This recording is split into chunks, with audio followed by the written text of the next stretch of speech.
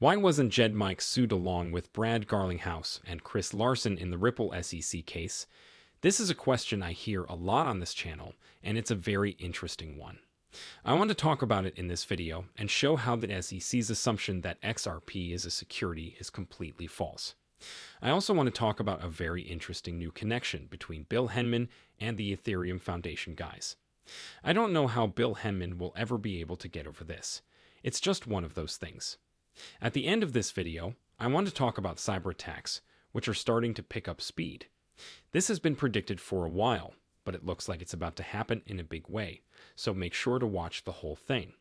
What I'm about to show you is scary, so I want to start by telling you why Jed McCaleb was arrested. Jed McCaleb should have been sued instead of Chris Larson and Brad Garlinghouse if the SEC's idea that XRP is a security is correct. Jed McCaleb has sold more XRP than anyone else.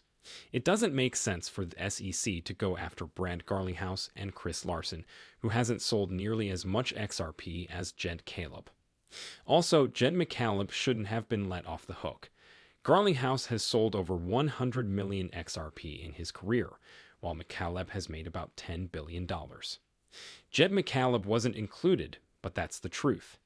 I want to talk about why he wasn't included because it seems strange at first since XRP is not a security and the SEC knows this. This is the first thing we need to realize. SEC representatives have already said publicly in the Hyman documents that the asset itself, the token or piece of code, is not the security. The SEC didn't think that XRP was a security in the end, and they also didn't think that Brad Garlinghouse and Chris Larson broke the law, so they didn't do these things. So why did the SEC go after those two people? To put more pressure on Ripple. The SEC asked Ripple to settle this dispute with them on their terms. The SEC never meant for this lawsuit to go this far. Do you think that the SEC wanted the records about Bill Hyman's Ethereum free pass to be made public? Not. Do you think that the SEC wants Judge Torres to make a ruling that will allow XRP to trade with certainty on the secondary market? Not. I'm sure this is the reason I thought it was great and wanted to talk about it on this channel. Jeremy Hogan's praise is always a great thing to hear, so the fact that he agreed with me struck me as incredibly wonderful. Jed McCaleb may not have been included in this case for another reason, according to my theory, because the SEC called him as a witness. McCaleb was questioned by the SEC to learn more about Ripple, and that may have been a method for him to escape the situation since other Ripple executives sold XRP who wasn't named.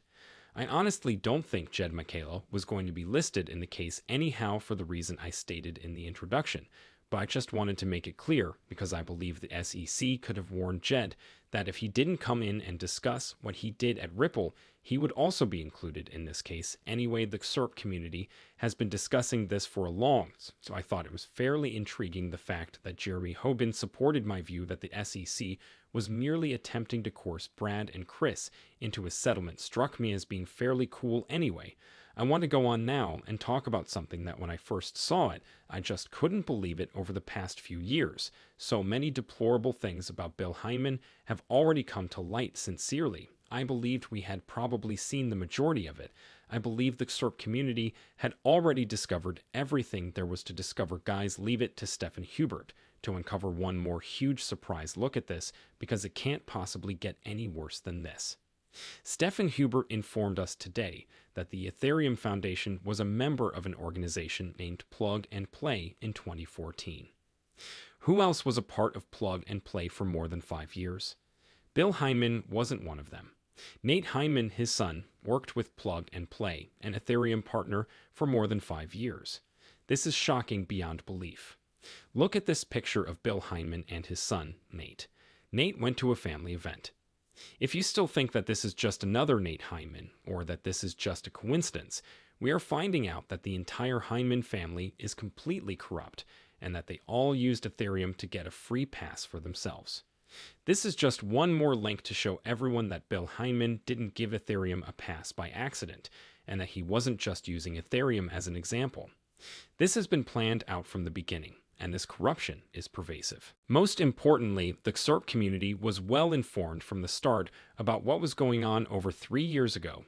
We figured this out. Everyone thought we were insane, and accused us of being conspiracy theorists, but it turns out we were entirely correct the entire time.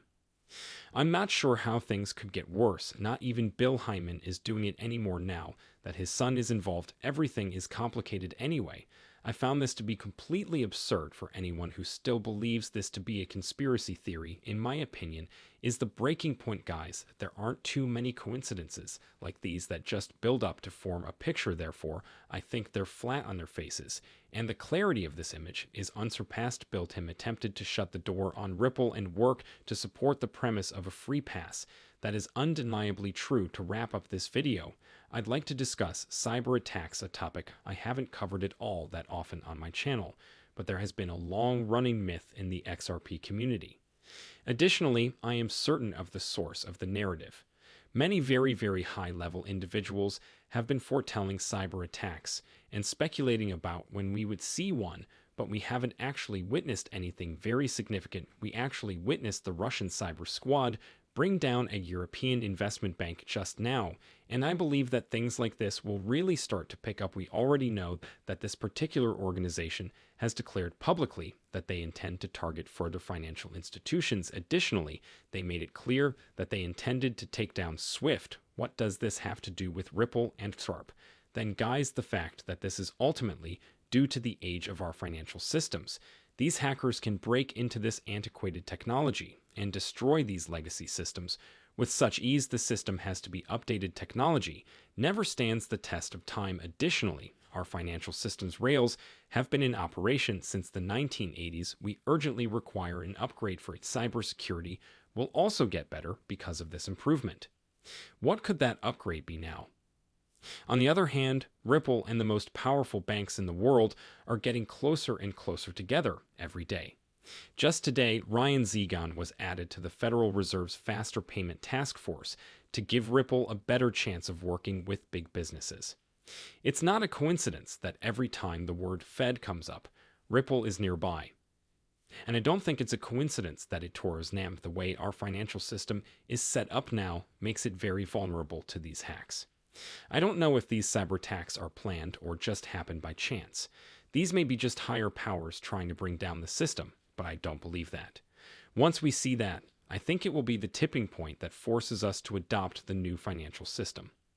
I have a feeling that this new financial system has been tried out and is now ready to run for a while, based on what I've seen with Ripple, the Federal Reserve, and different countries around the world making CBDs for them and working with the IMF. I have a feeling that the names Ripple and XRP will be all over this new financial system. Anyway, guys, I appreciate you being here, and I hope this update was fun for you. If it was, please like and follow.